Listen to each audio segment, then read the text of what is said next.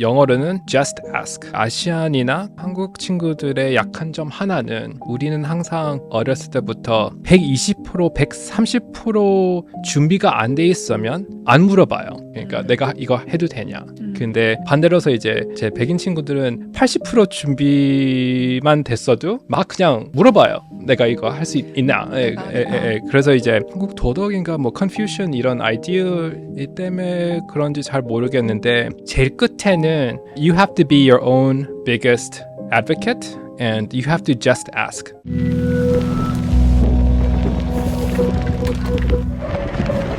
안녕하세요. 라이프 플러스 피플의 신화입니다. 저희는 지난 시간에 이어서 글로벌 투자 전문가이신 TMRS의 CIO 엽킴님과 대화를 이어가고 있는데요. 1부에서는 엽킴님이 걸어오신 삶에 대한 이야기를 들어봤는데 오늘 이어질 2부에서는 돈과 투자 철학 그리고 지금의 금융업계에 대한 엽킴님의 생각을 들어보려 합니다. 지난 시간에 말씀해 주신 적이 있지만 기본적으로 사회적인 책임이라는 거를 최우선순위에 두고 투자 결정을 한다고 말씀해 주셨잖아요. 내가 지금 내리는 투자 결정이 우리 사회를 좀 더 나은 곳으로 만들지를 중요하게 생각한다고 하셨는데 이 수익률이라는 가치와 어떤 사회적 책임이라는 가치 두 가지 가치가 굉장히 상충할 때도 있을 것 같아요. 네. 꼭 반드시 같이 가는 것만은 아니니까요. 이렇게 두 가지 가치가 상충하는 결정을 내려야 할 때 어떤 가이드라인을 가지고 투자를 하시는지 여쭙고 싶었어요. 모든 투자는 네 가지 종류가 있어요. 돈을 버는 투자, 돈을 잃은 투자, 그리고 이제 사회를 성장하는 투자, 사회를 해를 끼치는 투자. 돈을 잃으면서 사회를 해를 끼치면은 그건 진짜 최악이죠. 네, 최악의 투자자거나 이제 최악의 회사죠. 근데 이제 돈을 잃으면서 사회를 성장하는 투자는 공공기업이 아닌 Bill and Melinda Gates Foundation이나 정부에서 그런 돈을 이렇게 마련해야죠. 그렇죠. 예. 재단이나 이런 데서. 네네네, 맞아요.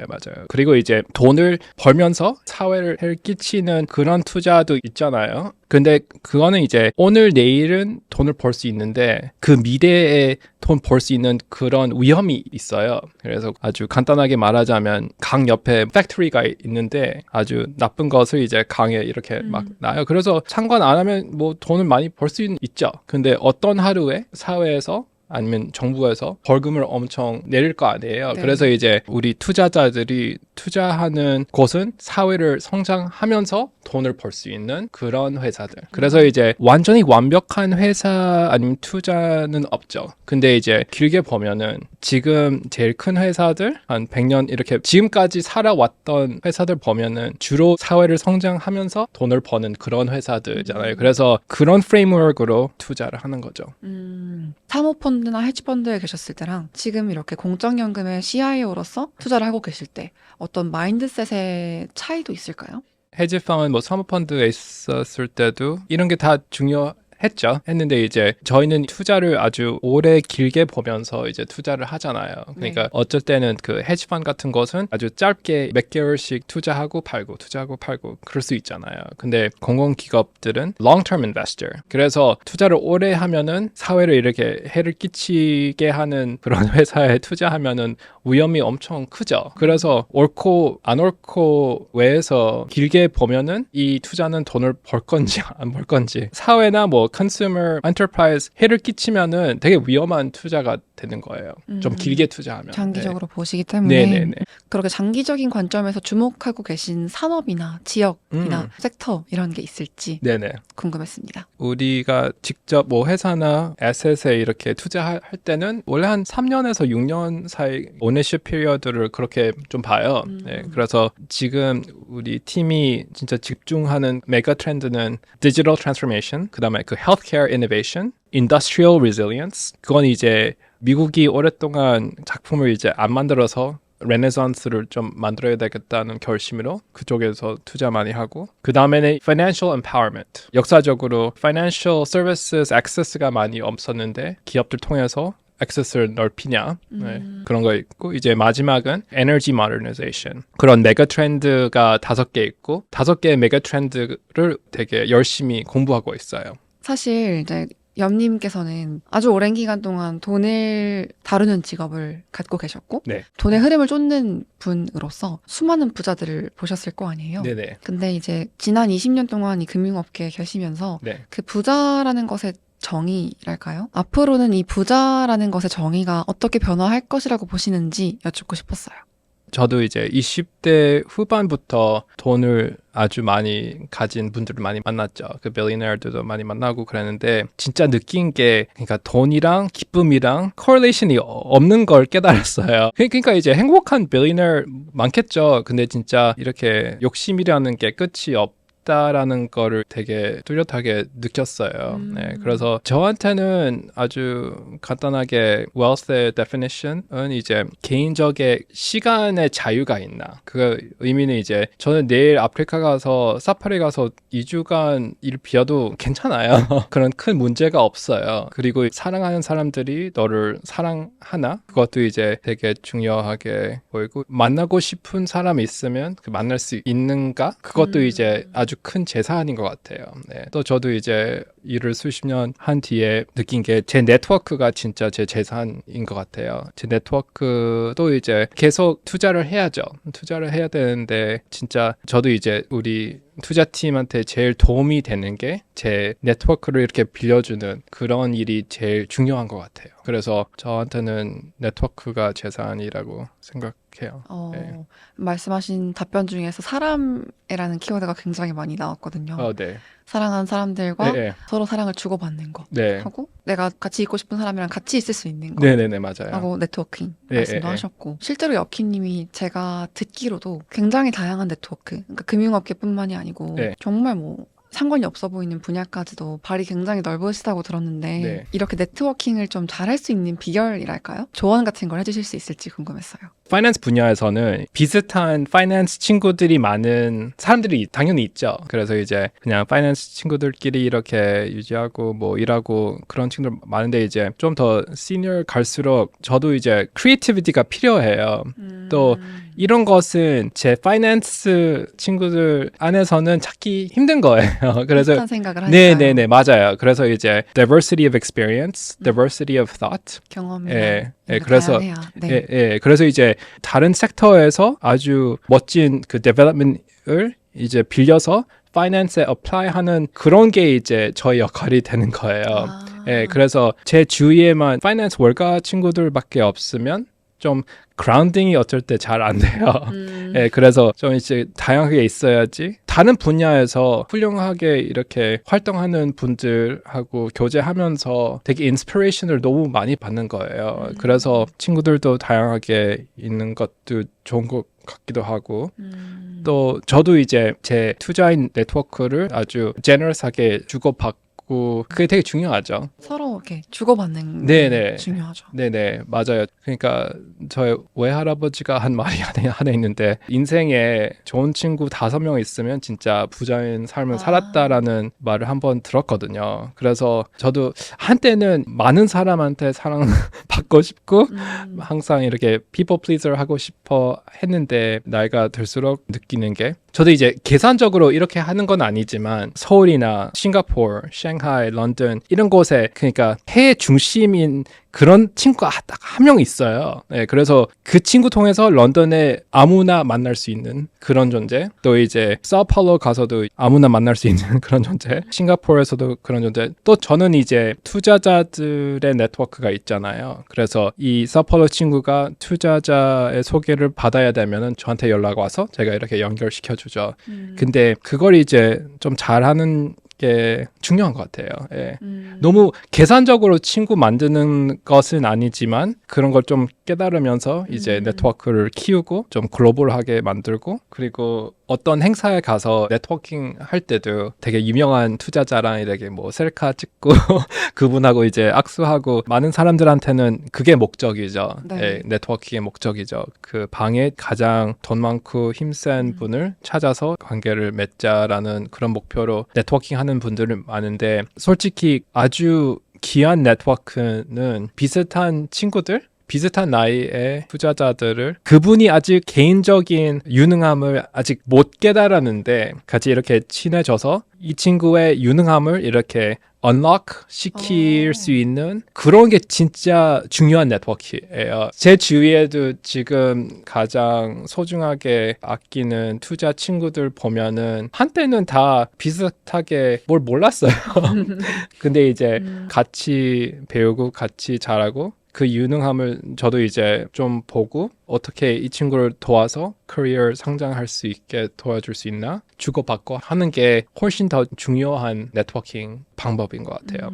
그래서 영어로 쉽게 말하자면 스킬이 진짜 it's like it's seeing the unlocked excellence and potential in your peers and being a part of their unlocking that excellence. 그런 게 진짜 중요한 거고 이 친구들은 항상 같이 성장할 거죠. 그래서 그게 네트워킹의 중요성인 것 같아요. 큰 자금을 운용하시는 기금의 CIO 자리에 있으시니까 네. 사실은 모두가 만나고 싶어 하는 분이잖아요. 네네. 네. 정말 옆님을 만나자고 사람들이 줄을 서 있을 텐데 어떤 원칙 같은 걸 두고 또 사람들을 만나시는지 이것도 좀 시간 관리랑 에너지 관리 차원에서 굉장히 중요할 것 같아서 그것도 여쭙고 싶었어요. 저는 이제 95%의 미팅은 다 팀한테 맡겨요. 팀한테 맡기고 친구 소개나 아주 친한 분 아니면 아주 유능한 분이 있으면 가끔씩 이렇게 미팅 하는데 제가 벤처 매니저하고 이렇게 만나면은 제 벤처 헤드한테서 힘을 뺏는 거예요.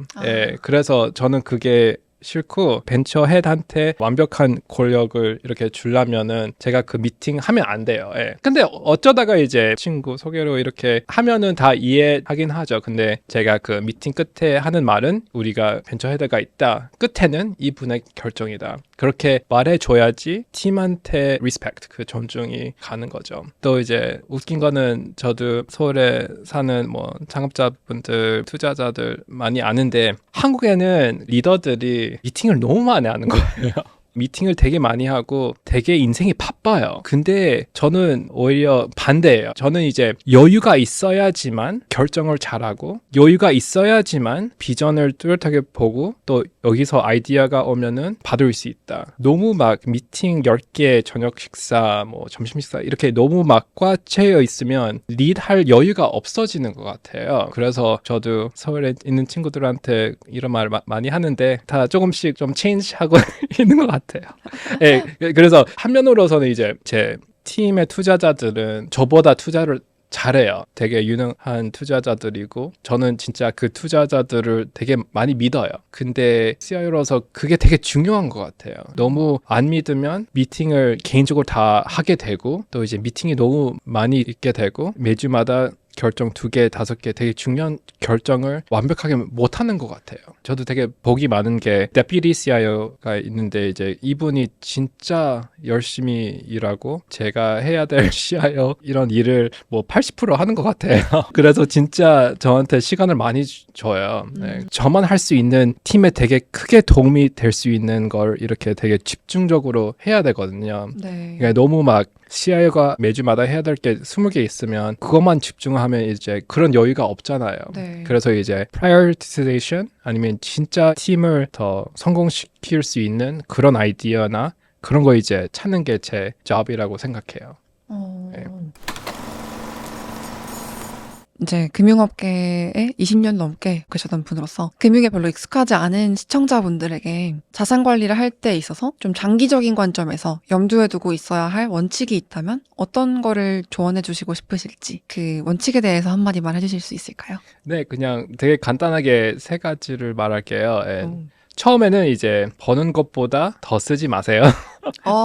네, number one. 2번째는 이제 주식을 사서 팔지를 마세요. 예, 저도 이제 대학교 졸업하고 나서 계속 주식을 샀는데 판 적이 없어요. 그러니까 3번째 중요한 게 마켓 타이밍보다 마켓에 있는 시간이 훨씬 더 중요한 것 같아요. 그래서 세계에서 제일 유능한 투자자들도 마켓 타이밍을 잘 못해요. 네, 그래서 유능한 투자자들이 못하는 것을 하지 마세요.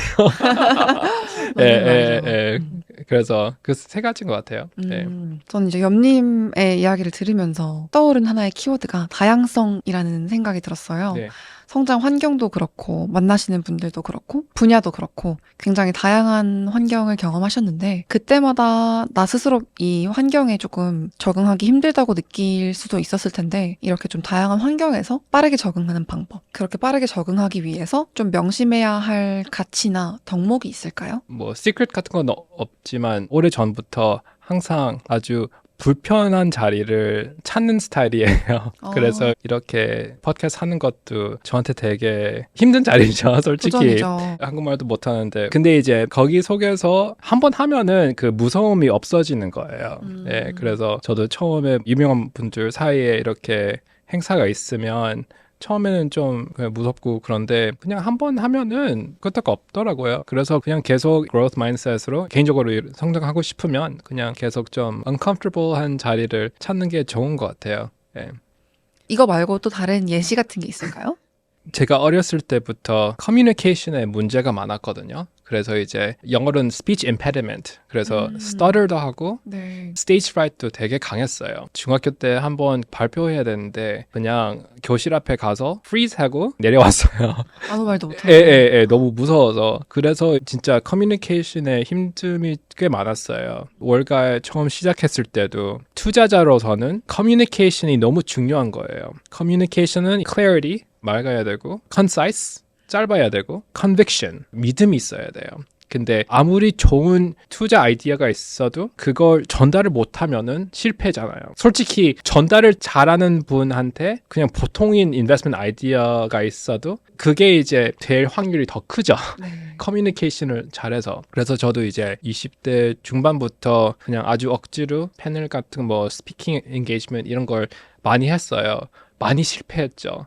그런 자리마다 되게 불편했죠. 그래도 이제 억지로라도 커뮤니케이션 코치도 찾고 제가 이렇게 스피킹 같은 거 할 때 비디오도 틀고 너무 무서웠는데 계속 하니까 이제 조금씩 들다가 이제는 커뮤니케이션을 좀 더 잘하죠. 근데 그거는 이제 처음부터 있었던 거는 아니었어요. 밀켄이나 뭐 여기저기 블룸버그에서도 스피킹 할 때마다 좀 떨림이 있죠. 그러니까 수백 번 해서도 그래도 항상 떨림도 있고 전 진짜 제 어디언스한테 저만 줄 수 있는 특별한 것을 전화를 못하면은 저는 참석을 안 해요. 아 근데 정말 몰랐어요. 그 네. 밀켄이나 스타를, 할 때마다 떨려요. 지금 또 하버드 예. 비즈니스 스쿨이나 와튼 같은 데서 강의도 하고 계시니까. 근데 그런 엄청나게 많은 눈들이 나와 보고 있을 텐데 그걸 극복하신 스토리가 있는지는 몰랐네요. 그런 것 같아요. 이제 그러니까 고등학교 때 이제 경제적으로 힘들다 했잖아요. 그래서 그때부터 이제 자존심이 되게 약했어요. 너무 힘들게 자라고 대학교 가서도 제 주위에 있는 친구들은 다 아주 뭐 부잣집 애들이고 항상 제가 많이 부족하다는 그런 게 되게 세게 느껴졌거든요. 그래서 월가에 가서도 좀 헤맸는데 그냥 그걸 뚜렷하게 알고 힘들어도 그런 뭐 스피킹 같은 걸 많이 했죠. 또 이제 끝에는 투자라는 것은 이제 그 아이디어의 비즈니스예요. 그러니까 이런 아이디어를 말하고 다른 사람들이 공격해도 괜찮다는 그런 maturity가 필요하고요. 네. 또 끝에는 좋은 아이디어는 돈을 벌고 나쁜 아이디어는 돈을 잃고 그래서 이런 intellectual vulnerability가 너무 중요한 거예요. 네. 뭔가 누군가 나를 공격하거나 내가 틀려도 괜찮다는 생각을 그쵸. 가지고 있어야 이어질 수 있다는 말씀이네요. 네네네.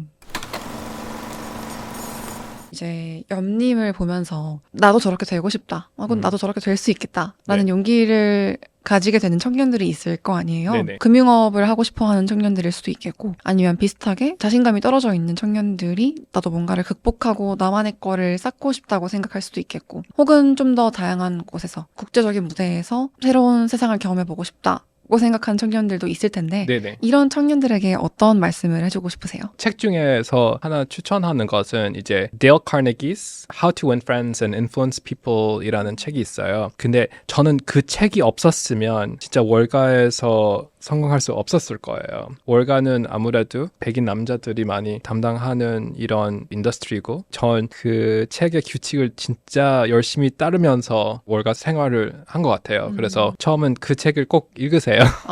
네. 또 다른 거는 용기가 필요해요. 그러니까 영어로는 just ask. 아시안이나 한국 친구들의 약한 점 하나는 우리는 항상 어렸을 때부터 120%, 130% 준비가 안 돼 있으면 안 물어봐요. 그러니까 내가 이거 해도 되냐. 근데 반대로서 이제 제 백인 친구들은 80% 준비만 됐어도 막 그냥 물어봐요. 내가 이거 할 수 있나?